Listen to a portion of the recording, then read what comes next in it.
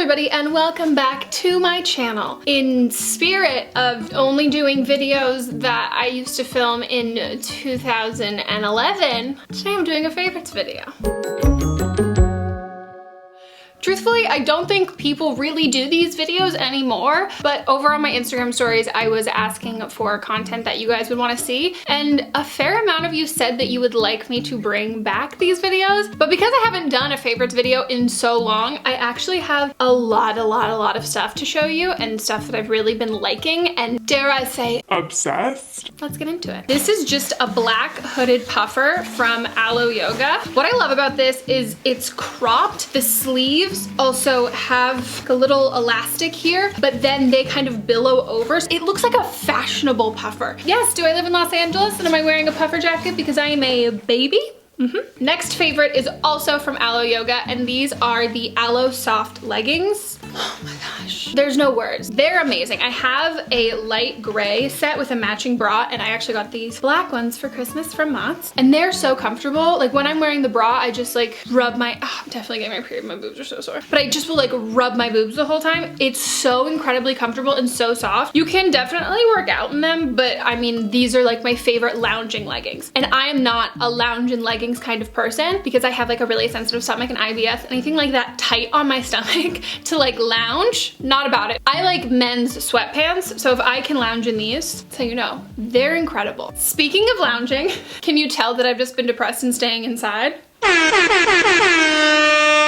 My fashion elevated. Some of you might already know my obsession with blue and gray sweats. They're the most comfortable things ever, and I don't say that lightly. As a sweatpants connoisseur, if I could change my Instagram instead of being like Meghan Rienks chicken joint and it could say sweatpants connoisseur, that would literally be me. I've got this sweatshirt, which is the unisex one, which I really like because it's longer. So if you want to wear it over leggings, if you don't like your parts showing, so soft. It's the kind of thing that you just dream about putting on. I got matching sets for my best friend Sydney and Jerry for Hanukkah this year. They both texted me being like, I've been at work all day and I'm just dreaming of coming home, taking my bra off and wearing those sweatpants. I never want to put anything else on my body. I did an IGTV trying on a bunch of clothes from ThredUp, and at the end I put these ones back on, and these are some high-waisted wide leg sweatpants. These are amazing. They're so like cute, but so incredibly comfortable, and all sweatpants, like, I mean, you usually hike them up, or at least I hike them up to make them high-waisted. Sweatpants that are made to be high-waisted where they just stay there, chef's kiss. They are amazing. I really want to get a darker pair so I like don't panic when I wear them when I have my period. My last fashion related favorite is a little random. They might not look anything special to you. A high-waisted thong. I've been on the quest to find high-waisted thongs for so long. I hated wearing underwear that would cut me off at my hips because I never wear clothes that cut me off at my hips, so you'd see that line and then whatever I'm wearing that's high-waisted. I hated it. I also, again, like I said, suffer from IBS and just probably a whole other slew of medical stuff that we have yet to figure out. But I'm always bloated, and it's something that I get really self-conscious about. I'm pretty sure these are targeted for people who have recently given birth, but I don't care. They're literally from Target. They're not expensive at all. I bought a ton in black and then a ton in nude. I haven't tried the Spanx ones or like the Skim ones or anything like that, and I'm not looking for shapewear because, to be honest, it's not comfortable. It's not comfortable to wear. This is comfortable to wear. I can wear it under tight jeans and I don't feel like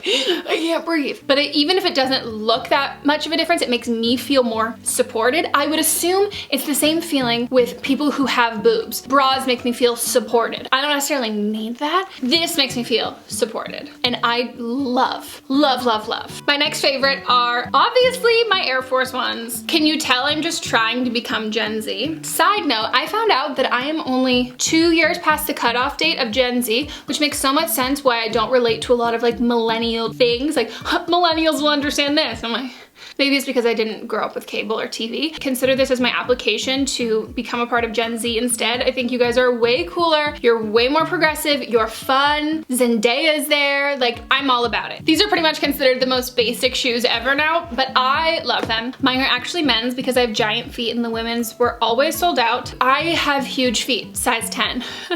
So for me, I don't want shoes that make my feet look absolutely massive. Like the dad shoe trend does not work. work. Like I already come into a room feet first, but these achieve that kind of chunky look without being so overboard that I look ridiculous, as long as I'm not doing like a first position, because then that's, you know, wider than my shoulders. And they go up a little bit higher so they conceal a bit of my cankle, which is always nice. This next thing is really expensive, and I know it's really expensive, and I bought it myself and it pained me. I waited until it was like a 20% off sale, something like that, because I couldn't bring myself to buy it, but I am so glad that I have this. My Dyson blow dryer. This is the best blow dryer in the entire world. I've been dyeing my hair blonde for like 7 years-ish, and I went platinum last winter when I had a full-blown mental breakdown.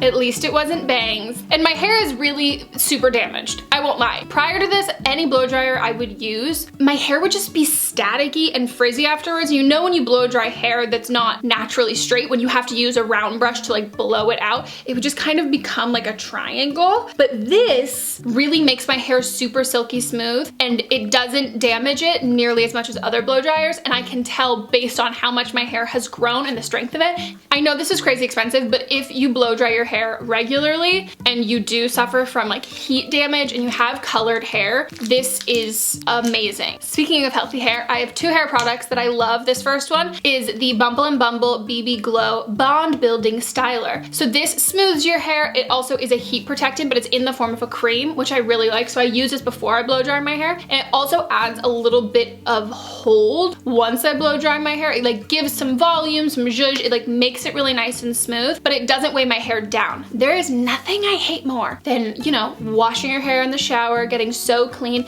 and then putting, whether it's too much product or one too many products in your hair, and you style your hair and your hair's like, wow, I feel heavy and gross and greasy and I feel like I need to wash my hair all over again. This does not do that, and I really like it. This next one is from IGK, and it's the Mistress Hydrating Hair Balm. This is amazing. This makes my hair so soft and amazing. It feels so great. This is just like a leave-in conditioning balm that keeps your hair really hydrated, so I use this mostly on my ends, and I love it. Now on to some skincare favorites. Now I don't want to jinx anything, but for the last 2 days, my skin has been great. But something that I've been doing that's already been helping my skin in general is just hydrating like crazy. I have really like dehydrated prone skin, so I just moisturize like absolute crazy. Sometimes I can get into the habit of, when I have a lot of breakouts, of using so many like active treatments, which just dries my skin out more, and then my skin produces more oil, which makes me break out more, but really it's just like, hey, I'm dry.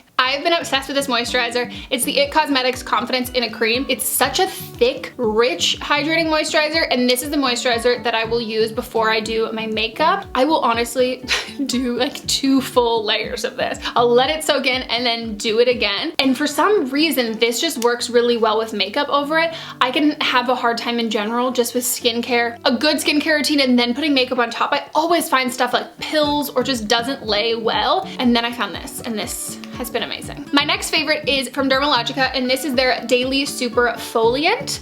I am obsessed with this. Side note, I'm also obsessed with this YouTube channel, Mixed Makeup Susan Yara. If you're skincare junkies and you don't know who she is, she's just an icon and a hero. And she preaches chemical exfoliants so much, and how we really don't need those physical ones, and they're not super great for our skin. And this is like the perfect in between. It's gentle enough that I can use it every single day because I have super sensitive skin. It's a powder that you just get wet with your hands and you rub it on your face, and it dissolves, so it's not like a really harsh scrub, but it does, like, you really wash it onto your face, as opposed to other chemical exfoliators where you just like wipe it as if a toner or something like that. I find that it really helps with like my skin complexion and tone, but honestly especially dark spots. And if you're a picker, this is what you need. You need that chemical exfoliant to really get those dead skin cells off. I really love this, and it lasts so long because it is powder. I've used this every single day for like the last 6 months. Yeah, there's so much left. My last skincare favorite is also from Dermalogica, and this is their Body Hydrating Cream. Full disclosure, I did do a sponsored post with them on my Instagram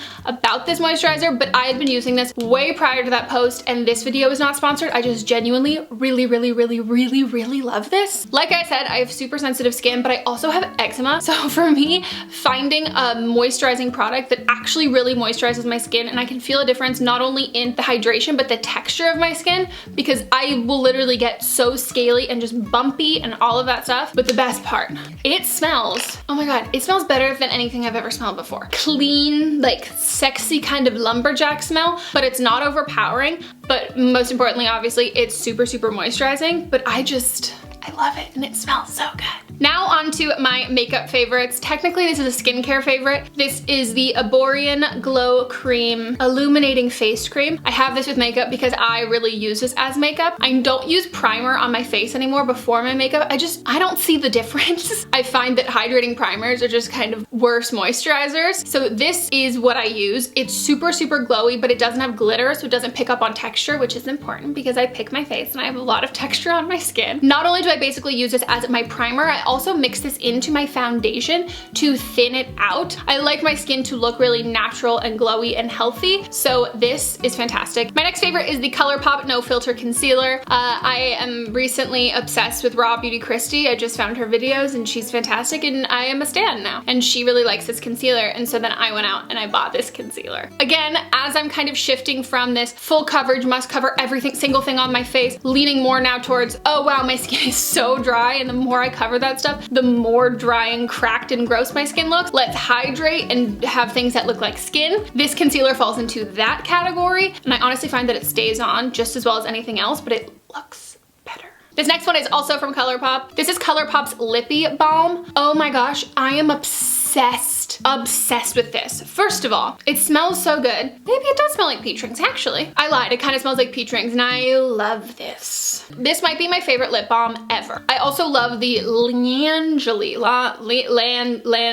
you know, the pink one, the lip sleeping mask. I love that one. The only thing I don't really love about it is like digging my finger into it and reapplying throughout the day. And I know they do have squeezy ones, but I haven't tried those. I would call it a mix between like a lip balm or a lip mask and a lip oil. So when you put it on, it makes your lips super, super hydrated, but also really glossy. I hate watching people put lip balm on. Is that just me? Can you tell? My next favorite, again, is from ColourPop. This is the Baby Got Peach palette. I'm wearing this shade, which is Ready or Yacht, on my inner corners and on my eyes today. And I'm also wearing a little bit of Darlin. I find this to be like such flattering, pretty colors. I also really like warm tones with my blue eyes. I think it really makes them pop. And if you guys have any products that you love from ColourPop that you like are your holy grails, please let me know because I am newly obsessed. My last beauty favorite is from Beauty Counter. Ho, ho, ho. This is also a face palette. That's a lie. It's an eye palette. These together are pretty much what I use on my eyes every single day. This is also what I traveled to Europe with. This is the eyeshadow palette. Again, they're all warm tones, which is really my favorite right now. And this was just a great one to travel with because you can make so many different looks with it. Like you can do day to night and all of that sort of stuff. So I've zoomed you guys in close for these favorites because they're very tiny. This is the ear that caused the seizure. Oh, hello, little ear. I love these. Mott's got me these for Christmas and I think they're so cute and so pretty.